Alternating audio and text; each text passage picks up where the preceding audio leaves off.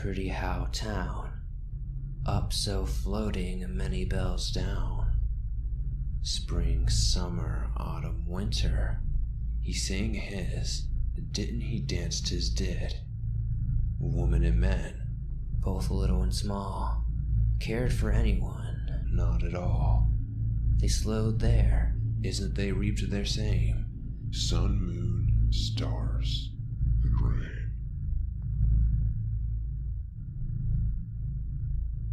My summer job is giving tours of the woods and trails just outside my hometown of Older Hills, New Jersey.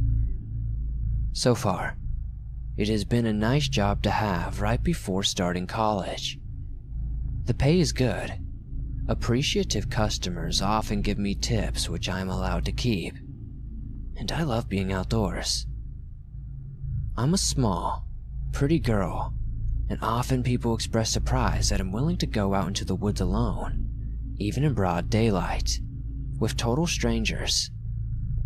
Maybe it's just the carelessness of youth. My routine is simple. I stand in the main parking lot of the Older Hills Woods Reservation, wearing khakis, hiking boots, and a maroon Older Hills Parks Department polo shirt. I carry a clipboard, but the clipboard is really for show, since I keep all the forms, maps, and information I might need stored in my phone.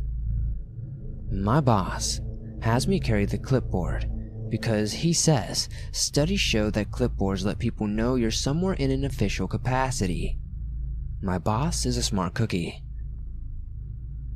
Whenever I think of Older Hills, I think of that E. Cummings poem, Anyone Lived in a Pretty How Town. Older Hills is a pretty how town, full of old money and old mansions with big emerald green lawns, and the woods outside town are full of history and romance and mystery. I love spending time in them and leading others through them. Last week, a group of 3 guys pulled up in a monstrously huge jet black F-250 truck with Texas plates that squealed to a stop, taking up 1.5 parking spaces. I started to go over there and yell at them to move it, but when they got out of the truck, I thought better of it. All 3 were big dudes, and they kinda just gave off a vibe. The 3 guys were all dressed in shorts and t-shirts.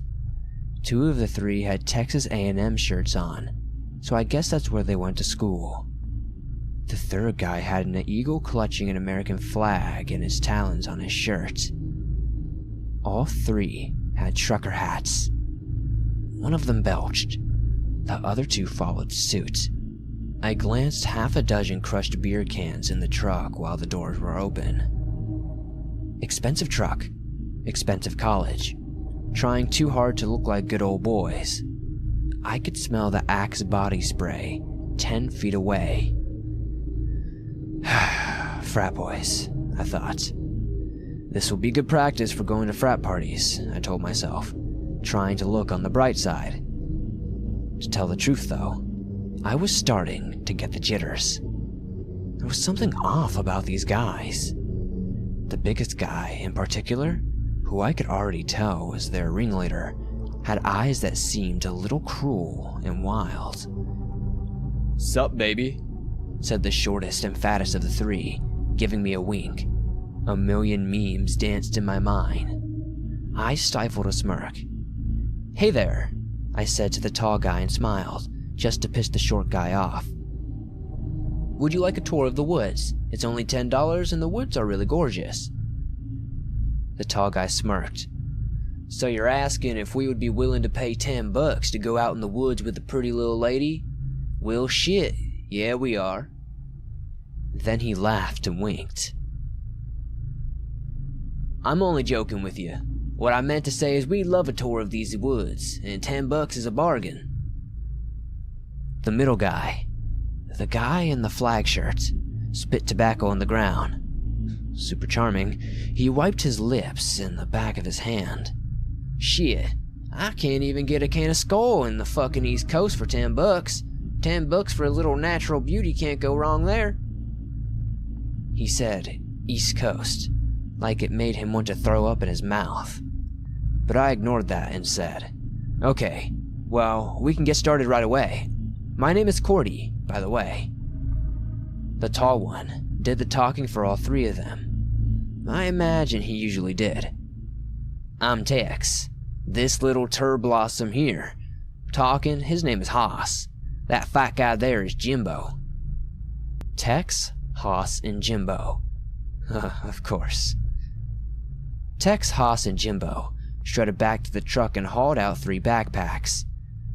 I was not at all surprised and noticed the truck had a Sigma Chi fraternity decal on it. I'd already heard plenty of stories from friends who had gone off to college. "Do we pay you now or when we get back?" asked Tex, casually pulling a wad of 20s and 50s from his pants. "Hey now, Tex, don't flash a roll like that, someone might try to rob you," said Jimbo. "Shit," said Tex, "I give up this roll over their dead body." All 3 laughed. "We can take care of all that when we get back," I said. "If you're not satisfied, I don't like the charge. We're pretty friendly and unofficial here, and we aim to please." "I'm sure we're gonna be satisfied," said Haas. "I mean, you seem like you're real good people." I definitely had the jitters, and the heebie-jeebies, but I also felt like I had a job to do, and I had to prove that I was capable of doing it. I guess that's why I decided to press on ahead despite my trepidation. "Well," I said, "follow me. Hey, you guys are Sig Cheese? I hear you throw some kick-ass parties." "Yeah," said Haas, walking behind me as we made our way into the woods. "You haven't lived until you've lived through Derby Days weekend." Yup, Tex agreed. Cool. I start Mass next semester, and I'm pretty sure there's a chapter." "Yeah," said Jimbo. "Masshole's pretty hard, but for East Coast pussies." The 3 high-fived, about 500 steps in, and it already felt like the longest tour of the summer. I decided to take the 3 frat boys on a Storm King Hill, which is a challenging but absolutely gorgeous hike that takes hikers past and sometimes through absolutely gorgeous flora, and also offers a fair chance of spotting a red fox or some deer. Bears are on occasionally risk in the woods, but I'd like the old jokes say, if worse comes to worse, I didn't have to outrun the bear, I just have to outrun the 3 Texans. Probably just Jimbo. A voice in my head then asked, "What if you have to outrun 3 Texans?" It was a warm, overcast day, threatening rain, and none of the trails were very busy. The Storm King Trail in particular, which is our most challenging, but almost most beautiful, hike was deserted, except for the Texans and me. Tex, Haas, and Jimbo begun to linger together, whispering back and forth, 15 or 20 feet behind me, and it was starting to make me a little uneasy. "Hey guys," I said, "would you please try to keep up? It would make me feel a little bit better if we all stayed together." They did scurry to catch up with me as we hiked the muddy trails and took in the sights, but Jimbo commented, "I bet a pretty lady like you could get into all kinds of trouble up here in the great outdoors, huh?" I tried not to show how this vaguely veiled threat made me feel, so I just smirked at him. "I'll bet Texans can get in some pretty good trouble anywhere, huh, Jimbo?" That made Haas and Tex hoot and holler, and Jimbo joined in. We were a few miles into the hike, and had been hiking steadily uphill for some time, when Jimbo stopped, took out his backpack, and opened it up. He withdrew 40-ounce bottles of Budweiser and started handing them out. "You know, you guys really aren't supposed to be drinking out here," I protested meekly. "And just what are you gonna do about it?" asked Jimbo, with an edge in his voice. I could feel the mood starting to pivot, almost imperceptibly, from "aw shucks, it's all good fun" to something a little more sinister. I decided I was in no position to push the issue right now, so I just shrugged and said, if anything too serious happened, I would just call park security. "And are y'all gonna call security just because some good old boys wanna wet their whistles?" asked Tex. I laughed. "Nah, I don't drink beer, or I'd have one myself. You don't have any wine coolers in your bag, do you, Jimbo?" He grinned a beefy, ruddy-faced grin. "Sorry, fresh out." "Oh well," I sighed. "Think y'all can keep up while drinking your beer?" "Shit," said Haas. "I was an all-state running back in high school and drunk every damn down." "Only thing you were all-state in was pulling your pud," said Tex with a laugh. Haas looked downright huffy and muttered something under his breath. We had hiked another mile or so, and we were almost to the part of the woods that I wanted to show them. There's a beautiful clearing with an idyllic, bucolic little pond that usually full of frogs and turtles this time of year. It is hard to find. You have to do a little bushwhacking and also do a little bit of rock climbing. And as far as I know, I'm the only person who has ever found it. I know it probably sounds careless. I was just asking for trouble, leading 3 rowdy frat boys to a clearing deep in the woods. But I just felt like there was something so magical about the place that I'd be safe once they saw it. Still, I was a little jittery when I said, "You boys want to do a little bushwhacking now? See something really cool?" They hooted and hollered. "Sure thing, I'm always down for a little bushwhacking," said Jimbo, predictably enough. I sighed and picked up a big stick and started clearing heavy, droopy tree limbs out of the way. "Be careful," I added. "Some of these plants have thorns that hurt like hell." After beating our way through thick vegetation, we had to scamper up a small, craggy embankment. Haas must have lost his grip at one point because I heard him yell, "Son of a bitch, I cut my fucking hand!" "Does it hurt?" laughed Jimbo. "Hurts like 8 bitches on a bitch boat, you fucking bitch." "Boys, watch your language," I giggled, "or I won't show you my favorite spot in the woods." I saw the 3 of them exchange sly, mean glances. I got a serious case of the jitters again. Suddenly, I saw Jimbo reach into his backpack and pull out a roll of duct tape. "What are you gonna do with that?" I yelled. Tex said, "Well, Cordy, we already wet our whistles, now we're gonna wet our fucking dicks. And out here is pretty far. I'm pretty sure nobody can hear you scream." "Leading us out here. Don't even try to tell us you didn't want this, bitch," added Jimbo thoughtfully. Haas wasn't saying anything, just staring at me like a wild predator, which I guess is exactly what he was. I took off running in the direction of the clearing. Tex laughed. "Oh, you'd better do it over there if it's your favorite spot. Well, I'm fine with that. Let's make this shit romantic, boys." And suddenly, the 3 of them were hot on my heels. I slipped in the mud, and Tex, surprisingly fast despite his girth, had his filthy little fingers on one of my belt loops, and he yanked hard, but I got away. I kept running as hard as I could toward the circle of the trees and surrounded the clearing. Someone else, Haas, I realized, was so close to me that I could feel his breath on the back of my neck. Never mind the jitters.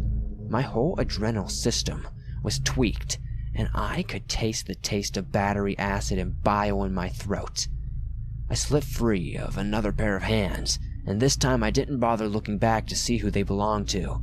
I felt desperate, like a hunted animal, running so hard that I felt that my heartbeat was going through my chest. I ran into the clearing. I think Haas must have been the first one who noticed my boss. Haas's eyes got big, like when someone saw something scary in one of those old cartoons, and he tried to stop and run the other way, but the ground in the clearing was so slippery, he just fell on his ass. By then, Jimbo and Tex had also looked up and seen my boss and some of his assistants, but it was much too late by then. I do wonder what they thought when they saw a 7-foot-tall man-shaped thing with the head of a stag and the torso of a man and a big, muscular, sinewy goat legs. My boss has big brawny arms and always carries an axe, and he's very theatrical about his kills. His assistants, devotees really, who look just like him, only a little smaller and a little less majestic, they prefer to use daggers. In a matter of moments, the fight was over and the frat boys died screaming. The rest of the clearing was, as always, peaceful and placid, the very image of the prolepsarian bliss. A frog hopped into the pond and made a splash while one of the stag's headed goats, underlings, ripped off the hoss's right arm and began to munch on it serenely. My boss is a smart cookie. He knows nobody would question that a college girl standing around in a polo shirt and holding a clipboard must be an official of some kind. Never mind that Older Hills is such a rich place and too full of money to do anything so common as offer guides through the goddamn woods. The only things that Older Parks and Recs departments really cares about is annual cocktails galas in the park. No matter how many times I lead sacrificial victims to their doom in this enchanted and hallowed space, I always get so jittery. It is such a thrill to serve a powerful, virile, laughing god. The compensation is so amazing, but most of the thing I do is for the awe. My boss says that I'm the best guide he has ever had. Hell, not just my boss, my god. An hour later, it was all over but the feasting. You served me well, as always. My boss beamed at me while he munched languidly on Tex's brain. The clearing was strewn with body parts and blood and viscera. Someone's liver was strung up on a yew tree and some crows had already begun nibbling on it. A camo hat and a MAGA hat, smeared with blood and dotted with bits of scalp, were dangling from the limbs on trees down by the lake, and someone's hiking boot, with the foot still inside and oozing blood, had caught the attention of some more crows, who were pecking greedily. I saw one of them pull a big chunk of something out of the boot and then fly off and enjoy his prize. One of the stag-headed god's devotees had ripped the skin off Jimbo's face and eaten it like string cheese, and was now playing with his big fat skull, pretending to make it talk. "Well, howdy, little lady," he said in a perfect Texas drawl that made me giggle. I took Tex's roll of 20s and put it in my backpack. The tips are my favorite part of the job, I tell you what. Older Hills is such an opulent, pretty hell town. And yet, just a few miles outside town, deep in the forest, a ritual such savage and primal pandemonium is the law of the land.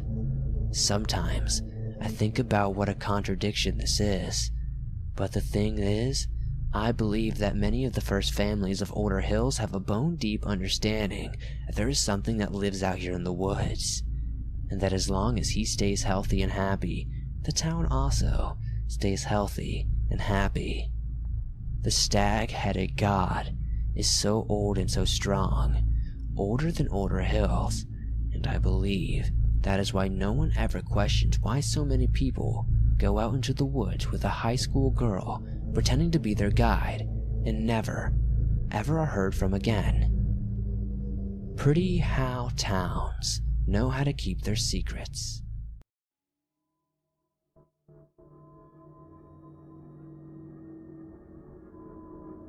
I've been with the park rangers in Alaska for about 30 years. I'm getting ready to retire in a few months' time. Alaska is an amazingly beautiful state. In many ways, it is far different from the rest of the United States. There is a lot more wilderness and things that are still quite wild. Nature is much more prevalent and things are a lot more rural. If you've ever wanted to live in a place without a lot of neighbors, Alaska has plenty of places just for you. Anyway, my story starts in 1996. We got a call about a missing person. Now, we get the occasional missing person, and that's not unusual by any means, especially out in the wilds of Alaska. But this was a bit more pressing as the missing person wasn't an Alaskan resident. The person was a woman who was supposed to have come to visit some family. They were due out a week prior to return, but the family hadn't heard from her. I reassured the woman that there was a strong chance she was probably already back, but she hadn't checked in. Considering this was a younger woman, I thought maybe she was just enjoying her freedom, so to speak, as that wasn't very uncommon. Still, I told her we'd take things into consideration and we would look into things and let her know what we found. The first thing I did was head over and check in with the family this woman was supposed to be visiting.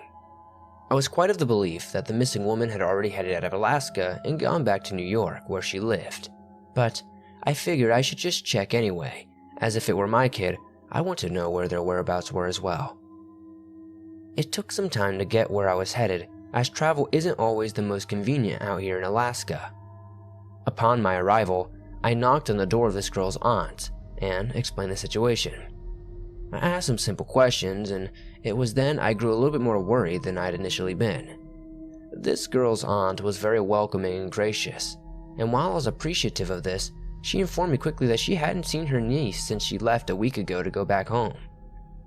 I had a cup of coffee and thanked the woman before reassuring her I'd check in with the pilot who flew her out, and I'd get back to her. It wasn't long before I headed that way. While I was a bit more worried, I fully expected to hear from the pilot, and they'd flown her out to the nearest airport outside of Alaska. It was all okay. This theory was great and all except for one thing. Upon heading to where this pilot lived, I found something quite suspicious. A door covered in red. I'm not talking painted red. I'm talking a blood spray sort of red. I pounded on the door and announced myself several times, but I got no answer. I peeked around the residence and found what looked like to be more blood. I began following the trail, and there were points where I saw claw marks dug into the side of the cabin this pilot lived in. Eventually, I happened upon a broken window around the back. I took my flashlight and looked inside a bit and noticed there was blood absolutely everywhere. It was at this point I called the nearest authorities. I explained everything to them, and it was here the real investigation began. Inside the cabin was a horrid smell. The authorities had found bits and pieces of this pilot throughout the cabin. A head there, an arm here, blood and entrails just about everywhere. It was sickening, to say the least. It was possible the girl had been in the area, but it had been too long to know for sure. I decided to head back to the airstrip the pilot would have flown out from, and found almost nothing to authenticate what had happened, or if the girl had ever even been there. My initial thought was she had to have been there. Still, there wasn't much to go on, and the trail was fairly non-existent. Having nothing much to go on, I headed back to my own station and informed all the family members of the goings-ons. Mostly, we'd continue searching, and that it appeared that she was indeed missing. I obviously didn't let them know the details of the pilot or anything they didn't need to know. A day turned to a week, which was a month later, and we hadn't really found anything. There was nothing on what had happened to the girl or why the pilot had been mauled or by what. Most of the law enforcement seemed to assume it was a wild animal, but I didn't think as much. I'd never seen a wild animal force its way into someone's home and then just proceed to eviscerate them completely. Sure, sometimes you'll get a wild animal that gets a little too wild, but the level of which the person has been massacred didn't make much sense. Also, it didn't seem like whatever mauled the pilot ate anything. The person was in pieces, sure, but if it were an animal, you'd think it would have feasted on some of it, if not all of it. Also, the claw marks were deep, and none of them seemed to match any kind of animal we had here in Alaska. The eeriest part of all this was that whatever attacked the pilot seemed to have done so with intelligence and almost cold calculation. There are plenty of smart animals out there, but the pilot was able to get their gun off to fire several shots in the process somehow. Whatever attacked him had somehow avoided these things. You'd have to be pretty fast to do something like that. I don't know a human or an animal that could avoid being shot at that close of range and get close enough to rip someone to pieces while that person is firing a shotgun right in front of them. Not a single part of this sat well with me, but there wasn't much I was able to do because I had little to nothing to go on. Looking back now, I wish this would have just been the end, honestly. I mean, no disrespect to the family or the girl or the pilot, but what happened next was more than I could have ever bargained for, if you catch my drift.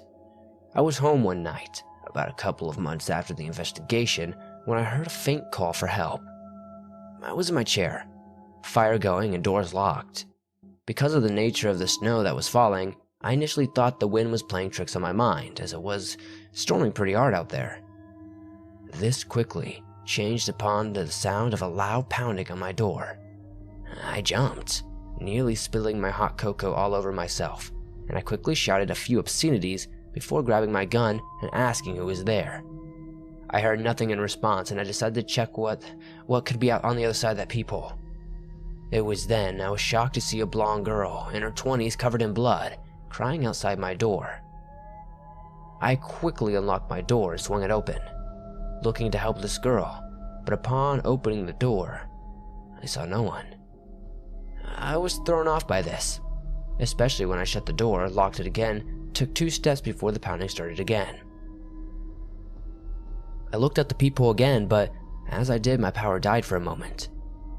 I felt shaky, and I couldn't see the best. I swore for a moment I heard the sound of faint sniffling and crying, but it was only for a second when the power came back on. This was normal, the blizzard being what it was. The thing that wasn't normal, however, was what happened next. I heard persistent knocking like something was blowing in the wind at my door. This was quite different from the pounding I had heard initially. Looking through the peephole, I saw a rope. Inside this rope was a bloody trash bag. I flipped out and called the police. The entire time I waited, I could hear the bag hitting the door. When law enforcement arrived, they found remains of a woman. It matched the idea of that missing woman that we were investigating. This poor girl had been torn to pieces. It looked like someone had ripped her spine out of her body and had a grand old time tearing the rest of her body piece by piece. This wasn't natural and it wasn't normal. I was shaken to say the least. Something was out there and it left me this girl, which meant it knew where I lived and that I had looked into the disappearances. The next few nights I had were sleepless. Part of this was from the guilt of the way this girl was found, and part of this was from the horror of that same thing. What little sleep I did get came with nightmares and disturbing chantings inside my mind. I'd hear several minutes upon waking. In time, this slowly stopped. It was a year later before things got really strange again. I'd somewhat moved on from the previous year's events, as much as anyone could after something like that, when I got a call to the station. It was something crying and trying to speak, but it was breaking up quite a bit. After several attempts to calm this person down, the line died, abruptly. I decided to check around at the phone stations around the park and see if I could find anything. It was around the time I hit one of our most remote stations that I knew something was up.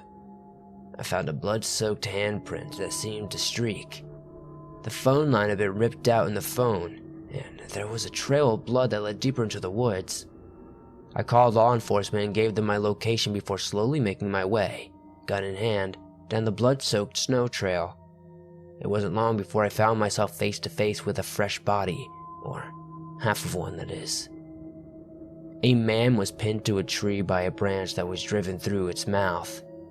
His top half was there, but where his bottom half should have been, there was only blood and some of his insides, which were steaming in the snow. It was here I stopped and waited for the authorities to arrive. I wasn't even slightly comfortable at this point, and I quite honestly wanted nothing to do with the continuing of this investigation. I didn't exactly have a choice, however, as this happened at my park and I was beginning to think it was done intentionally. Afraid for my life, I didn't dare move an inch till the police arrived. I told them everything I had found and what little I knew, and they eventually found the rest of the man a mile away. I went home and tried to sleep, but I didn't get much at all. I called in and took some time off, which was easy to do since I was the lead at the station. During my time off, I'd get strange nightly phone calls. The first time, it was the voice of the man who'd called me right before his death. I still get chills thinking about how the voice sounded exactly like the man. I swore it was his dying moments replayed again. The thing is though, an audio recording back then would have been obvious. This was no audio recording. It was either the dead man's ghost or something that mimicked his last moments perfectly. The second night I got a call, and it was just snickering on the other line. I threatened to call law enforcement and told whoever was on the other end of this line exactly what they could do to themselves if they catch my drift. Night 3 was several varying phone calls from 2 to 4 in the morning. They were all different and all on the hour. One was a woman crying. The 3 a.m. call was a child asking for his mother over and over again. And the final call of the night was a repeat of the man who'd been mauled at our park. I called the authorities, but they couldn't do much about it. The 4th night was an almost demonic or extremely warped voice. I couldn't understand it at all. And night 5 was someone whispering, "I see you," before hanging up. This call really unnerved me. The reason being was the strange wailing that came from outside my window after it happened. I peeked out the curtains and saw nothing, but I was uncomfortable the remainder of the night. I'd even taken to recording the calls so I could share them with law enforcement. Again, there was nothing they could really do about it. Night 6's call was an older woman begging for help and screaming at what sounded like her slowly being murdered, and night 7 was just heavy breathing. As tired as I was, I wanted to get back to somewhat of a normal routine after this, and went back to work the next morning. I was convinced at this point that something was stalking me. I thought it'd be the best to take advantage of this knowledge to set up traps of sorts, assuming I could catch whatever it was. I clocked out at the end of the workday and locked up. I then proceeded to wait at my station. I wasn't going to go home. I figured if something was stalking me, I'd meet it here, at my work. So, I loaded up my shotgun and my magnum and proceeded to wait. It was about 11ish when I heard a loud pounding at my station door. I asked who was there, and it was then I heard laughter from behind me. I looked and saw blood on the window. The shape looked like a 3-fingered hand. This was followed by a large thud on the roof above me. I cautiously sat down and waited. I wasn't looking to be baited out. I wouldn't need to be. However, as I heard a loud smack hit the station window, oh my god, it was a bloody trash bag that sat outside the window.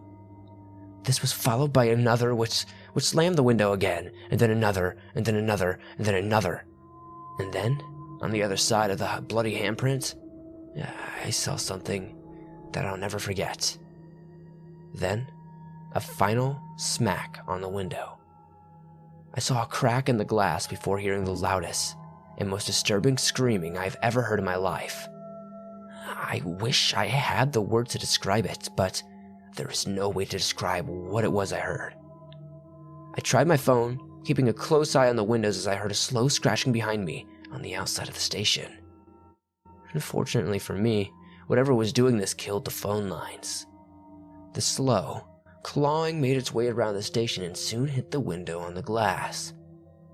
I couldn't tell what it was in the darkness, but I could see the marks it was making in the glass. I raised my shotgun, and the moment I did it, it stopped. Everything fell silent except for the snow and the wind that blew it. I heard a crashing sound behind me and spun around, firing off shots, but finding nothing. It was as I was reloading that I heard the glass shatter behind me. Burst would be a better description, as it flew inwards as pieces of glass cut my skin. I fell to the ground and got up before firing a few more shots into the darkness. I heard nothing, and my adrenaline had me on edge as I was shaking. I wasn't shaking from the cold, I was shaking from pure fear. I heard a woman's laughter and then a man's crying. These sounds circled me and I kept an eye out. Whatever was there remained in the shadows. I was even more afraid now as I wasn't sure where this thing was. Were the voices, the crying, all of it real, or was it something inside my mind? I knew whatever it was, this thing was creating it. I heard that same inhuman scream behind me, at which point I spun around and fired off every round I had left in my shotgun before immediately pulling my magnum out. There was a burst of disturbingly terrifying laughter that followed all of this. I've never heard anything so horrific in my entire lifetime. Things fell silent before a loud scream rang out ahead of me. I fired off a few shots and ran out the destroyed window in the direction of the screams. I didn't care if I died at this point. I just wanted it all to be over. I was sick of the sleepless nights and this thing toying with me, and so I fired as I ran until I heard clicking. I then reloaded as fast as my fingers would let me and shakily spun around in the snow, positive I was going to die at any moment. It was there I stood, shaking and crying until the sun came up. One of my coworkers arrived early for their shift and stood in shock at what they saw. They came to me and consoled me before driving out and finding a working phone. We called the police and I remember being in shambles. My mind was broken and I was afraid for my life. The worst part of it all was I never saw this thing. I gave the authorities my information and immediately took what I had in savings and moved away. My coworkers were able to help me find a transfer, and I now reside in California, where I'm getting ready to retire completely. Never found out what was going on, or what that thing was, or anything else in relation to it. I left the second I was able to, and I haven't been bothered by the thing since. Or whatever it was. I imagine it is native to Alaska. I have no clue what this thing was or how anyone is supposed to kill it, but I'm positive it is still out there somewhere, killing.